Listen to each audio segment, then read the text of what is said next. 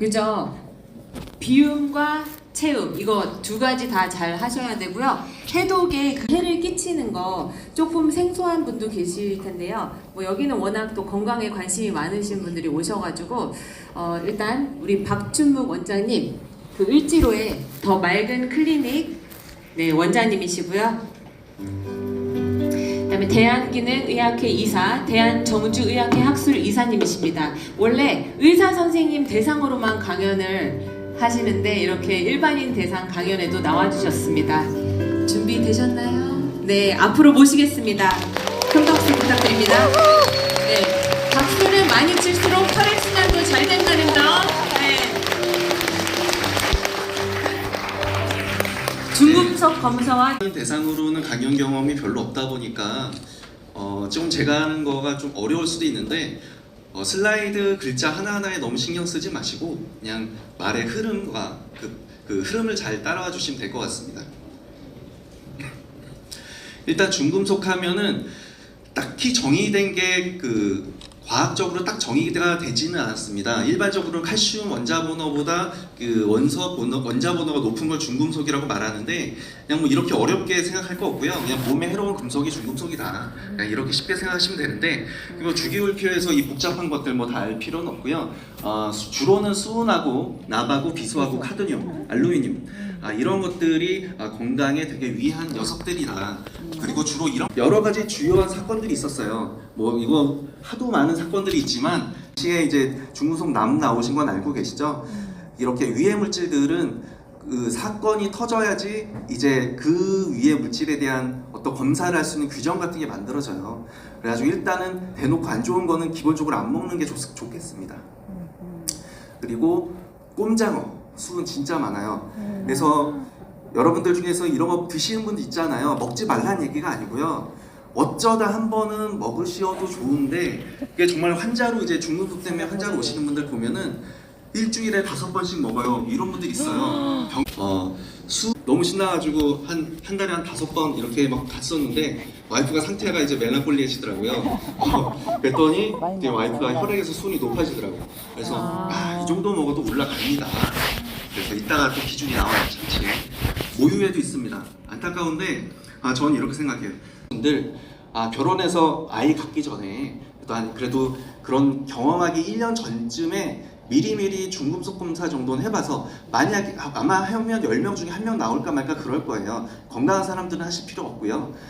그러신 분들 중에 한 명이라도 미리 그렇게 치료를 하시면 자폐아이가 나올 가능성이 많이 떨어지잖아요. 같이 고생하시는데 이렇게 모유를 통해서도 나가고 아이한테도 갑니다. 20분의 1 정도 되는 아주 작은 그런 미세먼지들은 이 기도를 통해서 폐포까지 들어와서 혈액안까지 들어옵니다.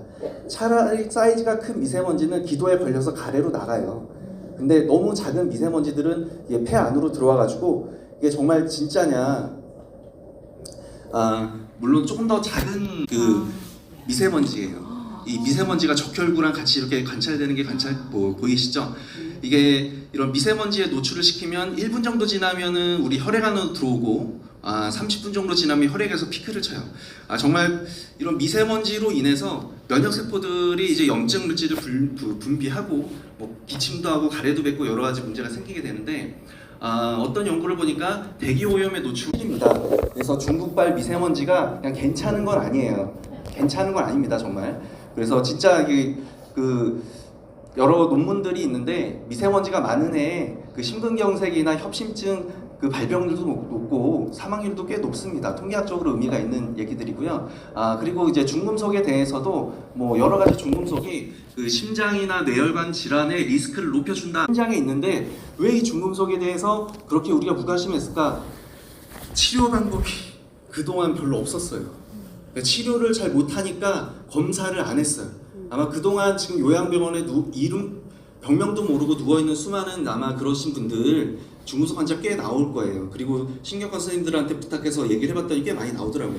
이게 이유 없는 난치병이 진행됩니다. 그래서 이걸 지금 그래도 우리가 좀 막아볼 수 있는 무기가 하나라도 더 생겼다는 말씀을 드리고 싶고요. 일단 여기 있는 분들은 자기 생활 뻘에 사는 그런 그 해산물들 같은 것들은 중금속이 축적될 가능성이 높아요.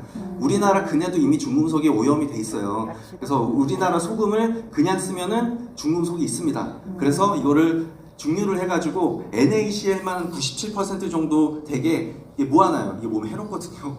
이 소금들이. 그래서 웬만하면 미네랄 그 소금이나 천일염 같은 걸 드시는 게 조금 더 미네랄도 많고 건강에는 좋습니다. 아무튼 이렇게 실제로 이제 중금속 오염이 있기 때문에 이런 것들을 그 드신다면은 이게 물에 불리고 그 불린 물에 중금속이 나올 거 아니에요.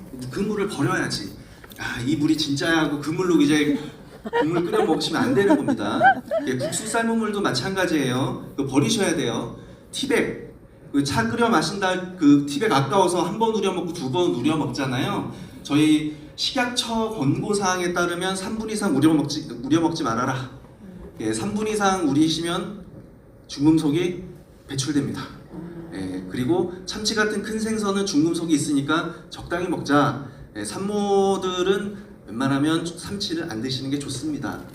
그리고 음식을 프라이팬이나 금속 용기에 오래 담아두면 산해에 부식된 중금속이 나올 수 있으니까 음식을 냄비채 보관하지 말고 전용 용기에 옮기는 게 중요해요. 그리고 금속 수세미 이게 막 쓰시면 안 됩니다. 이거 딱 쓰셔서 비스나잖아요. 그 사이로 화학물질이 용출되는데 생각보다 심각해요. 여러분들이 그렇게 괜찮은 수준이 아니라 그걸로도 병이 와요. 그러니까 이거 그 금속 수세미는 안 쓰셔야 돼요.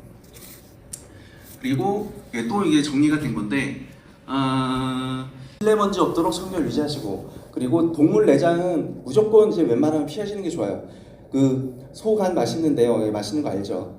맛있는 거 아는데, 근데 중금속은 간이나 장기에 주로 침착이 돼요. 그래가지고 어쩌다 먹는 거는 다 괜찮아. 어쩌다 먹을 수 있는데 맨날 그거 좋아서 수시로 먹는 사람들이 문제가 생깁니다. 그래서 장기는 웬만해서 빼서 먹으면 좋겠고요. 조개 해감하는 거, 조개가 왜 안 좋은지 아세요? 조개가 맛있죠. 맛있지만 내장채로 먹잖아요.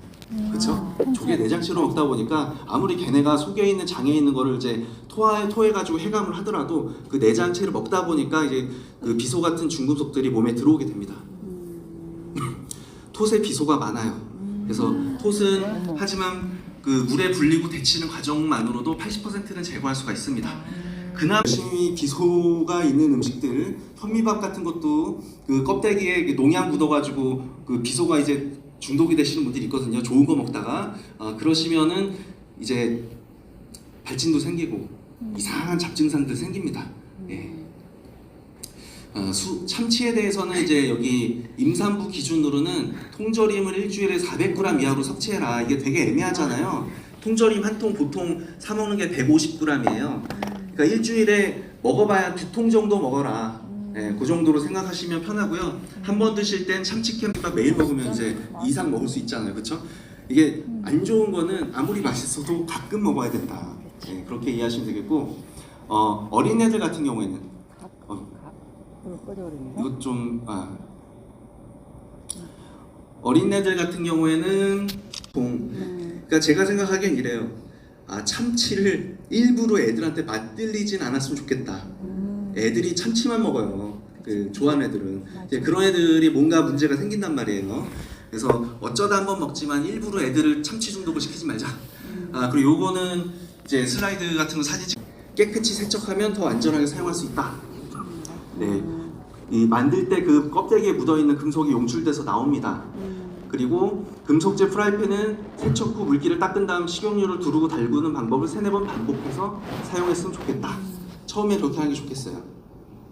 그리고 수세미 사용하지 말자고 했죠.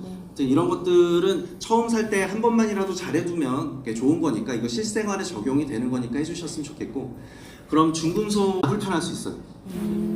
차라리 급성 노출은 쉬워요. 학교 과학 선생님이 그 수은 온도계를 떨어뜨렸는데 바닥에 깨지면서 발에 닿았어요. 발에 감각 이상이 생겼는데 1년째 돌아오지 않습니다. 원래 수은은 피부로 이렇게 잘 흡수가 되지 않는다고 했는데 그분 같은 경우에 그렇게 됐어요. 어쨌건 이렇게 급성 노출은 히스토리가 있으니까 알 수가 있는데, 근데 이 과학 선생님을 대학병원 3군데에서 받아주질 않았어요. 우리나라에는 중금속 중독을 치료할 수 있는 약제가 허가되어 있지 않아요. 그러다 보니까 이제 이런 사태 터지면 안 돼. 또 하나 그럼 미리 말씀드려야지. 여러분들 집에서 순으로 된 어떤 뭐 혈압계라든지 지금 혈압계는 그 나라에서 사용하지 못하게 하고 있는데 그런 거를 썼다가 망가졌어. 그럼 바닥에 수은 국물이 쫙 흐르거든요. 되게 귀엽고 재밌게 생겼어요. 근데 얘네들을 없앨 때 진공청소기로 쫙 빨아들이면은 그게 쫙 그 공기 중에 미세먼지처럼 퍼질 거 아니에요. 여러분들 아마 그러면 그날 밤 잠 못 잘 거예요. 불면증 생기고 막 손 떨리고 이게 이렇게 한 번 당했는데 빼는 데는 수개월이에요. 그러기 때문에 일단은 그런 거 해서는 안 된다라고 알아주시면 좋을 것 같습니다. 대부분은 만성 노출입니다.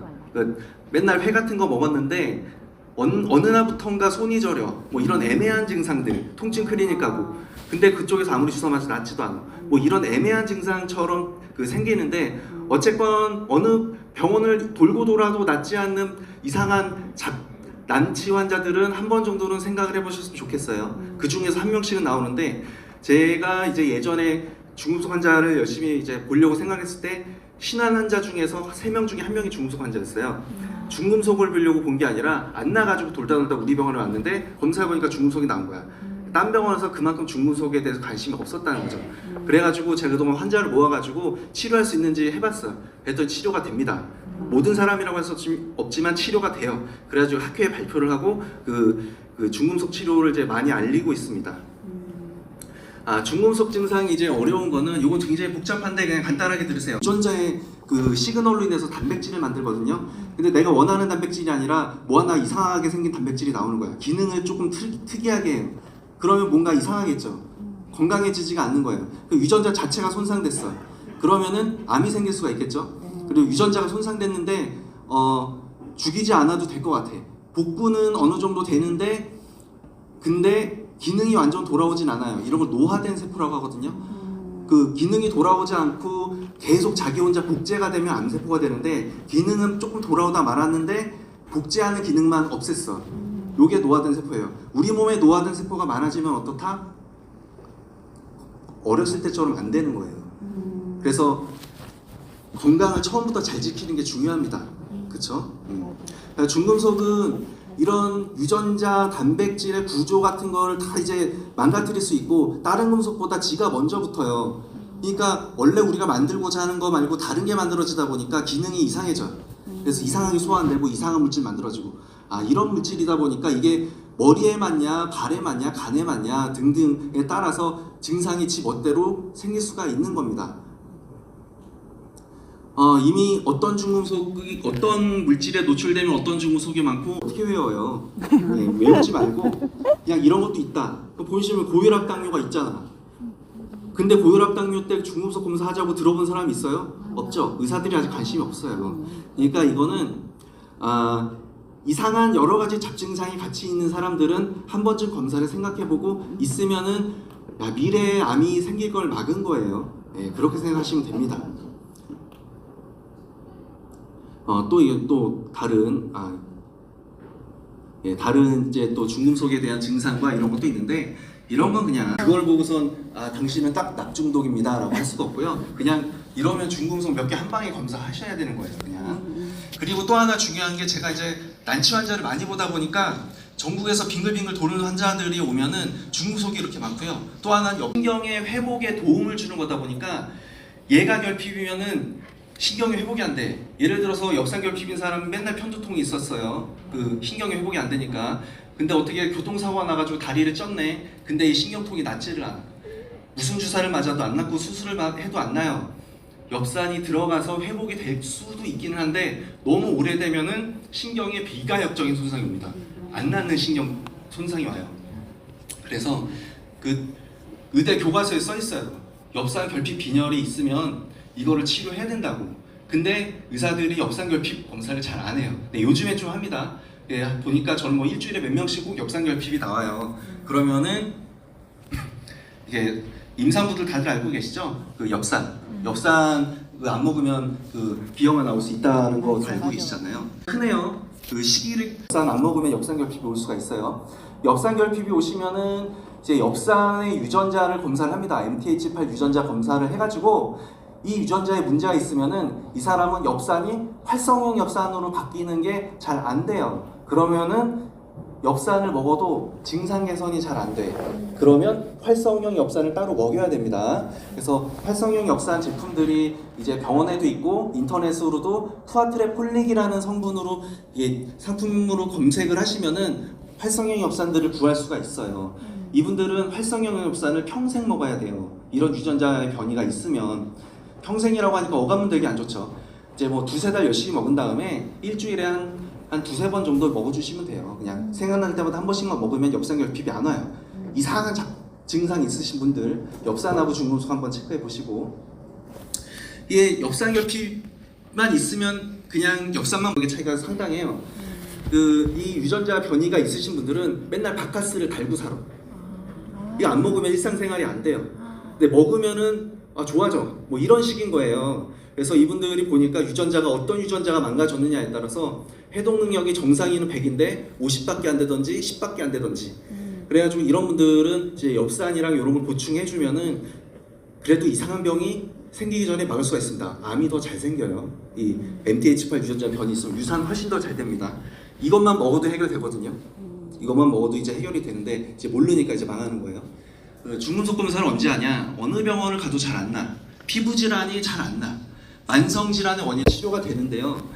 이게 막 마비가 되고 막 이렇게 막장까지 가면은 그때는 중금속이 발견돼도 치료가 거의 안 돼요.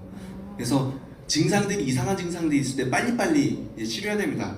공통적으로 나오는 말이죠. 그냥 정신과 가래요. 자, 정신과 가는 사람들 중에 제가 치료해 보니까 물론 정신과 약이 필요한 분들이 있어요. 하도 오래 고생하면 우울증이 무조건 와요, 사람은. 근데 좋아지는 분들이 있어요. 이게 기능의학병원에서 검사하고 치료해가지고 좋아지는 분들이 있단 말이에요. 그래가지고 무조건 정신과 가면은 그 사람들이 정신과 약을 먹는다고 좋아집니까? 아연 결핍이고 셀레늄 결핍 있고 비타민 결핍이 실제로 있어서 신경계가 이상해서 증상이 생겼는데 그 결핍을 치료하지 않고 우울증 개선시켜주는 약으로 그 해결이 안 돼요. 남성 호르몬 결핍이 있고 그러면 아무리 우울증 약 먹어도 해결이 안 돼요. 딱 결핍이 있으면 그거를 치료해주면서 치료해야 돼요. 그거가 굉장히 중요합니다. 혈액 검사로 중금속 검사는 보험으로 한 4가지 정도 검사를 하실 수가 있어요. 그리고 수는 있어요. 근데 이게 문제가 뭐냐면은 이 의사들이 이걸 또 몰랐지. 이 정상 끝에서부터 환자들이 와요. 혈액에서는 항상 높지 않을 수 있어요. 내 몸의 중금속이 높아도. 그래서 환자분들이 이상한 난치 잡증상으로 오는데 요쯤 걸려 있으니까 괜찮다라고 돌려보내는 경우가 있는데, 이런 경우에는 해독제 먹고 한 달 있다가 검사하면 수치가 올라가는 경우가 꽤 있습니다. 그래가지고 그렇게 감별을 해볼 수도 있고요. 경계부터는 그냥 중독이라고 생각하셔야 돼요. 혈액에서 경계 중독이다. 그래서 해독 치료를 경계부터 무조건 합니다. 그리고 증상도 대부분 있어요, 경계부터는. 그래가지고 더 낮은 농도에서 치료해야 된다. 그리고 요거는 이제 아말감이 수은이 있거든요. 예전에 치과에서 많이 썼죠. 치과 의사들이 괜찮다고 했는데 하나도 괜찮지 않아요. 그랬더니 혈액하고 소변에는 수은이 나오긴 했는데 다른 장기들, 간이나 위나 신장에 더 많이 들어있어요. 그래서 한 달만 해도 이렇게 수은이 장기로 많이 이동을 해서 아말감 우리 치료했던 거잖아요, 치과에서. 그거 씹었는데. 그리고 보니까 대변에는 훨씬 더 많이 나와요. 그래서 이게 혈액에 있는 거를 대변으로 빼내야겠다. 이 치료를 했더니 실제로 듣습니다. 치료 효과가 있어요. 그래가지고 혈액 검사, 소변 검사 중금속이 정상이니까 정상일까요? 그렇지 않습니다. 모발 검사도 같이 해가지고 제가 너무 많이 놓쳤어요. 환자들 검사비 아껴주려고 모발 검사 진짜 안 하고 혈액으로만 검사하고 끌고 갔는데 난치 환자들이 안 낫는 거야, 1년이 지나도. 너무 이상해가지고 모발 한번 볼까요? 해서 봤는데 모발에는 중금속이 쫙쫙 높은 케이스들이 있는 거예요. 이게 한두 명이 아니고 여러 명이었어요. 그래가지고 예전에 환자한테 미안해서 검사를 안 했다가 이제는 그냥 도십만 원 하는 검사인데 그냥 처음에 그냥 웬만하면 해요. 놓치면은 이거는 다른 치료로 안 낫거든요. 중금속은 중금속을 빼는 치료를 오래 해야 돼요. 그거 외에는 방법이 없어가지고 그냥 하고 있습니다. 모발 검사에서는 우라늄을 볼 수가 있어요. 다른 소변에서는 이제 우라늄 보는 지대가 있습니다. 이 근처에 사시는 분들은 모발 검사하거나 하면 우라늄이 많이 나와요. 이게 지하수에 우라늄이 있어가지고 그 지하수물을 마시거나 그 지하수로 인삼 같은 거 키운 거 먹으면은 우라늄이 높아지는 경우가 있어요. 아주 이게 뻥이냐? 뻥은 아니고요. 그 이런데 쪽으로 우라늄 중독이야. 식수 바꾸고 물 사 먹는 걸로 바꾼 다음에 나중에 증상이 개선된 사례들도 있습니다. 그래서 안타깝지만 만약에 여러분들이 우라늄 중독이다 그럼 혹시 인삼이나 산삼 너무 많이 먹지 않았나? 그쪽에서 키운 거 먹으면은 일단 올라갈 수 있어요. 그렇게 있을 수 있다는 걸 참고로 알아두시고요. 왜 이렇게 우라늄이 여태까지 수질 검사에 발견이 안 됐냐? 수질 검사 항목에서 다른 중금속을 있는데 우라늄이 빠져 있어요. 그래가지고 우라늄이 할 수가 있습니다. 꼭 이 회사뿐만 아니라 다른 같은 거나 중금속 같은 거 이제 확인이 가능합니다. 그리고 중금속을 빼는 또 치료를 하다 보면은 소변 검사를 하실 수도 있는데 소변으로도 이렇게 중금속이 빠져나오는 것을 확인하실 수도 있습니다. 그리고 납중독 환자들도 가끔 계신데 이 인터넷으로 리드 체크 사셔가지고 요거 의심되는데 막 문지르면은 새빨갛게 변하면 그쪽에 납이 있는 거예요. 그래가지고 의심되는 걸 그래도 확인해 볼 수 있는 검사 같은 경우가 이제 무서운 거는 뭐 온도계나 혈압계 뭐 이런 수은들이 별로 위험하지 않은 분이 아말감으로 치아를 했는데 껌 씹거나 음식 먹을 때 자극 주잖아요. 딱딱딱딱 자극 주면은 바로 이렇게 연기로 수은이 빠져나와요. 요게 숨 쉴 때 폐로 가요. 그러니까 폐를 들어간 애들이 혈액을 타고 돌아다니겠죠. 이 수은이 뇌로 가면 사단나는 건데 이게 우리는 BBB라는 뇌에 장벽이 있어요. 그 혈액 안에 있는 물질들이 뇌세포 안에 들어오지 못하게 하는 막는 장벽이 있는데 이 무기수은은 이 BBB를 원소수은 이게 원소수은이거든요. 온도계 혈압계 이런 거는 이 BBB를 통과합니다. 그럼 거기서 무기수은으로 딱 바뀌는 순간 밖으로 못 빠져나와요. 수은이 진짜 치료가 힘든 거는 신경이 망가지면은 그 신경 안에서 갇혀요. 중금속이. 그래가지고 치료 기간이 엄청 길어집니다. 그래서 이런 아말감을 해도 되는 게 아닙니다. 지금은 치과에서 아말감 안 해줘요. 이제 법이 바뀌어가지고 한 2년 전부터 아말감 안 해주는데 있으신 분들은 빨리빨리 바꾸세요. 이게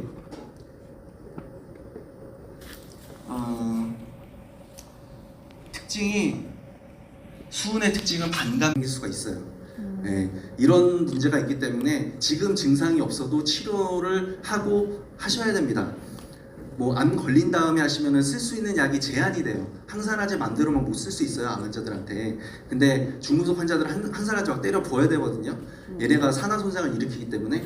그래서 그런 거 생기기 전에 발견되면 미래의 암 환자다 생각하고 막 빼서 치료해야 돼요. 좀 오래 걸릴지라도. 그리고 이게 아말감인데 무기수은은 이제 아말감에서 이제 많이 나오고 메틸수은이 우리가 물고기에서 나오는 거예요. 이 메틸수은이 물고기 먹을 때 많이 나온다. 그래서 물고기 좀 사실은 조심하시긴 하셔야 됩니다.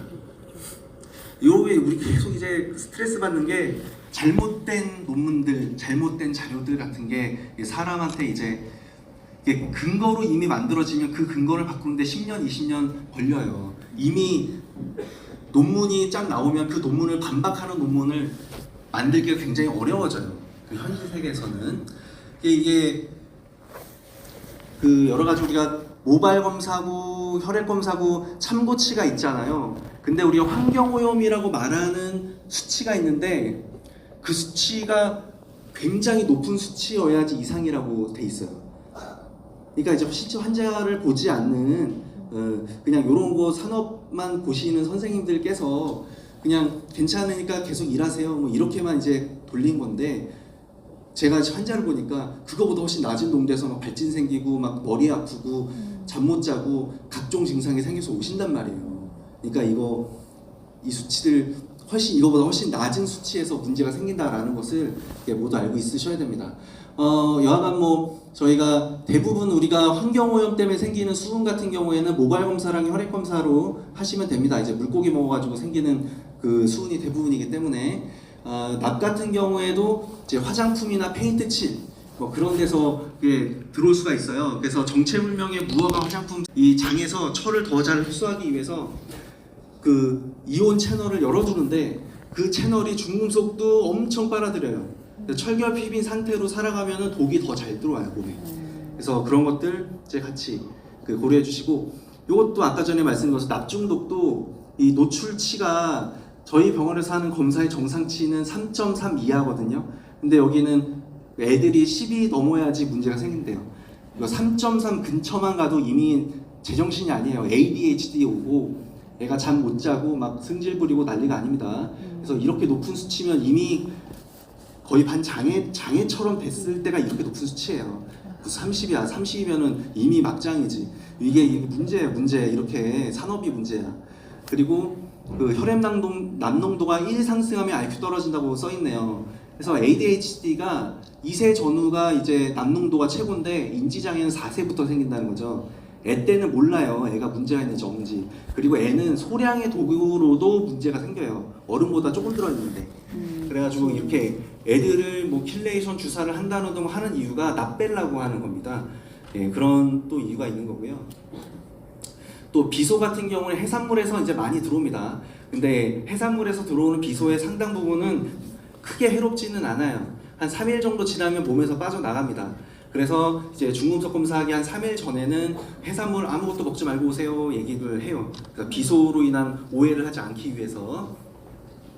그리고 이제 카드뮴 같은 경우 이제 굴에서 이제 많은데 이게 동물의 장기에 많거든요. 간하고 신장, 그 조개도 그 굴도 조개 같은 거잖아요. 내장채로 먹잖아요. 그래서 카드뮴이 한 번 들어오면 카드뮴 장기에 박혀가지고 빠져나가질 잘 않아요. 다른 중금속보다 좀 치료가 좀 어려울 수 있는데 이제 뭐 담도암 환자들, 신장암 환자들 보면 카드뮴 높은 중독인 사람들 꽤 나옵니다. 그래가지고 카드뮴도 이제 우리가 이제 조심해야 되는 중금속 중에 하나고요. 일단은 뭐 카드뮴도 이렇게 여러 가지 폐암, 고환암, 전립선암, 방광암, 유방암 여러 가지 암과 관련이 있어요. 그래서 암 환자가 오면은 저는 할 수만 있으면 중금속 검사를 합니다. 꽤 많이 나와요. 꽤. 그러니까 100명 중에 1명 나오는 게 아니라 뭐 10명 중에 몇 명은 나와요. 그 정도로 암 환자한테도 중금속이 많아요. 그 사람들 네, 중금속 치료는 이제 또 어떻게 해야 되느냐? 일단은 자, EDTA라는 그 중금속을 빼는 주사제가 있어요. 병원에서 이런 제제도 쓰고 뭐 이렇게 다른 중금속을 빼는 치료제도 쓰기는 음이온인데 여기가 양이온 금속이 딱 달라붙어가지고 이제 소변으로 이제 빠져나가는 그런 치료입니다. 이런 치료제를 쓰기도 하는데 요 킬레이션을 하다 보면은 요 혈관 벽 안에 있는 독성 물질들도 같이 빠져나가는 경우들이 있어요. 그래서 그 치료를 하다 보면은 정말 동맥경화증이 이렇게 경동맥에 경화증이 있었는데 나중에 해 주세요 이런 사람 다 돌려보냅니다. 이런 식으로 올 건 아니고 분명하게 병적인 문제가 있고 치료를 해야 되는 사람을 해야지 무슨 그 무조건 뭐 다 하는 그런 치료는 아니고요. 그리고 네, 이거는 이제 킬레이션 치료로 좋아진 해외 논문 사례인데 이게 올해 가을쯤에 텍트 스터디라는 논문으로 이제 정리가 돼서 나올 예정인데요. 이제 혈관이 이제 거의 막혀가는 막장, 썩어가는 사람인데 킬레이션 주사를 40번 맞는 데까지 성공한 사람들의 적어도 절반이 이렇게 완벽하게 그 치료가 됐다라는 논문이에요. 그래가지고 앞으로 계속 발전해 나갈 수 있는 분야의 이 킬레이팅 제제들은 아까 전에 말씀드린 킬레이션 주사 말고도 여러 가지 제제들이 있어요. 그 해외에선 DMPS, DMSA 이런 제제 많이 쓰고요. 국내에 있는 약으로는 디페 영양제로도 많이 쓰이는 거 알고 계실 거고 글루타치온 있는데 보시면 다 SH기가 있어요. SH기가 이 SH기에 딱 들러붙어 가지고 담즙으로 버리든지 소변으로 버리든지 뭐 이렇게 SH기에 그 중금속을 붙여가지고 버리는 그런 치료를 하는 겁니다. 문제는 일반적인 사람들은 대부분 그냥 이런 치료라면 잘 들어요. 대부분 부작용이 없는데 저희가 워낙에 난치 환자를 보다 보니까 별별 환자가 다 있어요. 그런 사람들은 이 아까 전에 이 킬레이팅 약들의 반감기가 한 3시간쯤 되거든요. 대부분 이 반감기마다 약을 먹어주지 않으면 난리가 나는 사람들이 있어요. 되게 힘들죠. 하루 24시간 3시간마다 약을 먹으래. 네. 이렇게 해야만 되는 분들이 있고 일반적인 치료제를 줘도 좋아지시는 분들이 꽤 많이 있습니다. 나빠지시는 분들이 한 10명 중에 한 2-3명 정도인 것 같아요. 그러니까 일반적인 치료를 하는데 부작용이 나는 사람은 어쩔 수 없이 이런 힘든 치료의 길을 가셔야 될 수도 있다. 그리고 알파리포산을 영양제로 많이 쓰실 거라고 생각을 하는데 이 알파리포산이 수은 같은 중금속을 물고 뇌로 들어갈 수가 있어요. 얘는 그 BBB라는 아까 뇌 장벽을 통과할 수 있거든요. 거기에 들어가면 어떻게 된다? 뇌에다가 중금속을 놓고 나와. 그럼 이거 어떻게 되냐면은 알파리포산을 딱 줬어요. 하루 이틀 3일 만에 환자분들이 갑자기 막 머리가 아프다고 하고 잠을 못 자겠다고 하고 손발이 저려요. 원장님 어떻게 된 거예요? 이런 식으로 연락이 와요. 아, 그럼 당신은 알파리포산 못 쓰는 사람. 아니면 알파리포산을 굉장히 저용량으로 10ml, 20ml, 이거 보통 600ml 쓰는데 저희 병원에서 이렇게 해외 직구로 이렇게 저용량으로 사가지고 3시간마다 먹어라. 이렇게 해야 되는 사람일 수도 있습니다. 그리고 이래서 이 킬레이팅 치료를 잘못하면은 엄한 장기에 퍼질 수도 있어요. 그래가지고 이런 거는 그 환자 증상이랑 검사해 가면서 치료해야 되는 거고요. 이렇게 보시면 이것도 찍으셔도 되는데 그 알파리포산을 어떻게 쓴다, DMSA나 DMPS를 방광기 쓴다면은 지금 뭐 선생님들 아니 여러분들이 다 알 필요는 없고요. 보통은 이런 치료를 하게 되면 3시간마다 쓴다. DMPS 같은 경우에는 뭐 하루에 뭐 2-3번 먹어도 되는 그런 치료이기도 하고요. 비쌉니다, DMPS. 그래서 저용량으로 시작해가지고 반감기마다 이렇게 보충하는 치료가 영양제로 해독하는 치료 프로토콜이니까 이런 거 뭐 사진 찍어서 같이 가셔도 되고요. 하는 것도 아닙니다. 그래서 이게 이런 제제를 사가지고 물병에 넣어가지고 선을 그어요. 3시간마다. 그래가지고 큰 걸 사가지고 그 더 싸게 먹으려고 이렇게 사용하실 수도 있죠. 그래서 뭐 아말감이나 한약제를 썼을 때는 그 무기수분이 많으니까 DMPS를 쓰는 게 좋겠다. 생선을 많이 먹으면 DMSA를 쓰는 게 좋겠다. 뭐 이런 얘기원에서 주고 싶어도 직접 못 줘. 하려면 해외 직구로 사셔야 돼. 그러니까 치료 접근성이 떨어지죠. 그래서 간절한 사람만 하게 되고요. 이거 안 써도 되는 사람은 다른 치료를 합니다. 자, 어떤 치료가 좋으냐? 물에 잘 녹는 걸로 만들어요. 물에 잘 녹으면 소변으로 버려져. 맨날 얼굴 새까마신 분들 있죠. 물만 많이 먹어서 소변만 많이 봐도 얼굴이 하얘지고 피부가 꼬들꼬들해지시는 분들이 있어요. 그거는 간이 일을 했는데 그 독을 소변으로 못 버린 거예요. 네, 그래서 물만 먹어도 좋아지고요. 그리고 이 일부 지방에 녹는 독소들은 담즙으로 버립니다. 담즙은 십이지장에서 나와가지고 장을 통해서 똥으로 버려져요. 우리 변 색깔을 그 갈색으로 만드는 게 그게 담즙이 세균에 의해서 변화가 되면 원래 녹색인데 갈색으로 바뀌어요. 그래서 이 담즙을 타고 버리기 때문에 똥을 잘 싸야 돼. 변비가 심해서 내가 변을 갖다 일주일 동안 갖고 있었어. 그럼 변에 있는 독의 흡수가 증가돼요. 그러면 여드름 잘 생기지. 그래서 응아만 잘 싸게 해도 몸이 좋아지시는 분들이 있습니다.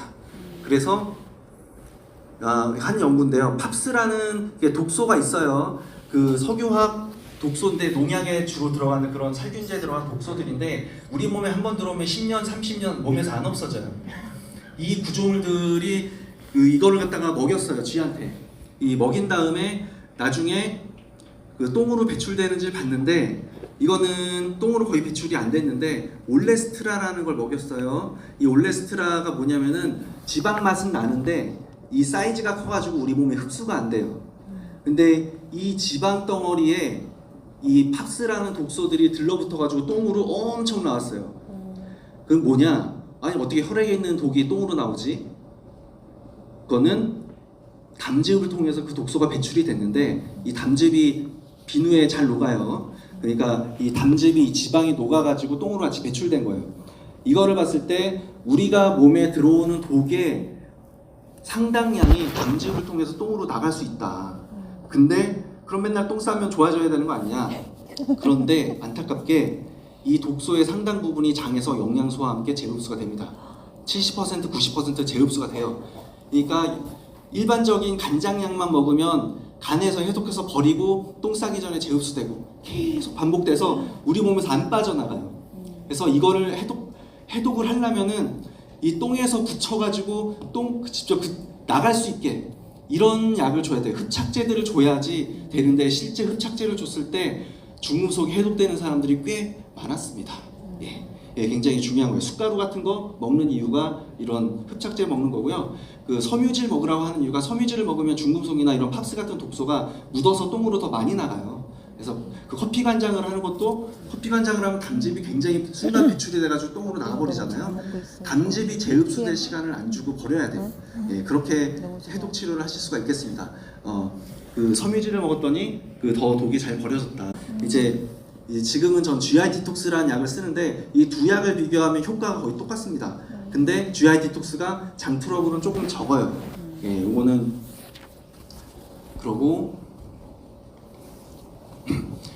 정말 너무 감사한 약 중에 하나인데 이거는 밀가루같이 아주 작은 파우더예요. 은혜스럽습니다. 왜 제가 이걸 발견한 게 너무 감사한 게 환자가 알려줬어요. 제가 혼자 어떻게 다 찾겠어요. 수은 중독 다른 환자가 이거 먹었더니 효과가 좋았어요 했는데 때마침 어린애가 왔는데 아까 전에 말한 약들은 애한테 먹일 수가 없어요. 사이즈가 크고 도저히 먹을 수가 없는데 이 아이한테 얘를 줬는데 이 아이가 났어요. 그래가지고 진짜 저는 이게 소아과에서 쓸 수 있는 아이템이다. 줄 게 없었는데 이제 너무 이게 좋은 아이템이고 제 블로그 가면 이거 사는 건 알려줘요. 저하고는 하나도 상관없습니다. 그래서 일단 이런 흡착제를 쓰시면은 아연 결핍이 옵니다. 장기적으로는 독소가 빠져나갈 때 그 아연이랑 같이 빠져나가고요. 그 중금속을 안정화시키기 위해서 아연이 그 중금속을 잡고 있어야 돼요. 그래서 아연 부족하면 독성 증상이 더 잘 나타납니다. 아연 꼭 치료해줘야 되고 그리고 땀으로 잘 나가는 건 카드뮴. 운동하셔서 땀 빼고 사우나 가는 건 해독의 의미가 있습니다. 그래가지고 중금속 치료제를 조합했더니 이렇게 있어요. 항산화제 줘야 되고 간 해독제 줘야 되고 담즙 배설 좀 잘하게 해줘야 되고 환자가 영양결핍 개선시켜줘야 되고 그래서 이런 여러 가지 치료제들을 써가지고 이제 환자한테 사용하는데 알파리포산 쓸 때는 반감기마다 꼭 줘야 된다는 거. 요거는 좀 이제 특이점이고요. 그래서 이제 보면 이제 요거는 제 알루미늄 중독 환자인데 23세 만성 두드러기로 왔어요. 가끔 이제 알루미늄이 나오신 분은 킬레이션 주사에 되게 드라마틱하게 좋아집니다. 이분은 장 치료하고 킬레이션 4번 한 다음에 그 만성 두드러기가 해결이 됐습니다.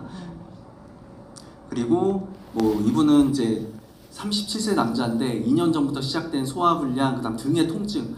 되게 특징적인 게 킬레이션하고 글루타치온이라는 이제 중금속을 빼는 주사를 갖다가 맞았는데 이분이 전국의 통증 클리닉을 돌아다니던 분이에요. 등의 통증이 안 나서. 근데 이 킬레이션 주사를 하고 4번째부터 등 통증이 좋아지기 시작했어요. 그 다음에 8회차부터는 마랑이 민망하전 발기가 개선이 되기 시작했고요. 15회 주사를 맞은 다음에 이분이 불임 클리닉을 다니던 분인데 19년도 이거 당시는 2년 전 일인데 이 15번 치료한 다음에 정자의 운동 상태, 기형도 모든 면에서 향상됐다. 그래서 독소를 빼는 게 아무튼 여러모로 이렇게 중요한 역할을 해줄 수가 있어요. 증상이 진짜 다른 어떤 병원 가도 좋아지지 않는 게 좋아져요. 그리고 얘 14세 남자 환자인데 얘는 그 S대 병원에서 근병증이 의심된다고 1년 동안 유전자 검사를 포함해서 모든 검사를 다 했던 애가 걷지도 못해요. 엄마한테 항상 엎혀 있어야 돼. 근육이 없어. 완전 다. 이런 애가 어떻게 도와주지? 진짜 해줄 거 없어 보였는데 소변 유기산 검사하고 그 모발 중금속 검사를 했는데 수은 중독이 떡하니 나왔네요. 그래가지고 아까 전에 제가 지금 너무 하나님께 감사한 퀵실버 IMD를 얘를 줬어요. 얘를.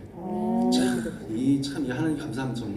그래서 치료하고 4개월 차에 이 아이가 뛰어서 왔어요. 와, 진짜 놀랍지 않습니까? 이거 진짜 이거는 엄마가 이 아이 데리고 그 S대 병원 교수가 제 인생에서 남는 그 케이스 중에 하나예요. 아무튼 이렇게 강의를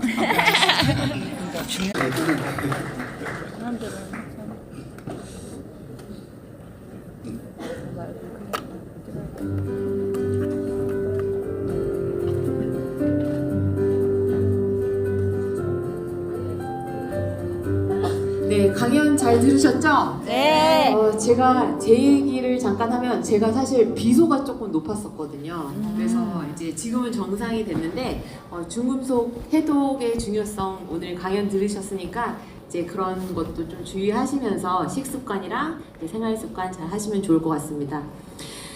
이제 쉬는 시간이에요. 또 쉬는 시간인데 지금 경품 추첨 안 하고요. 쉬는 시간 끝나고 아까 말씀드렸던 그 아르케 성형외과 150만 원 상담 추첨이랑 경희힘 동안침 추첨을 이따가 쉬는 시간 끝나고 하도록 하겠습니다. 지금으로부터 30분 후, 그러니까 한 4시 35분에 다시 강연을 운동 시험부터 시작을 해서 닥터 구경 가자. 다이어트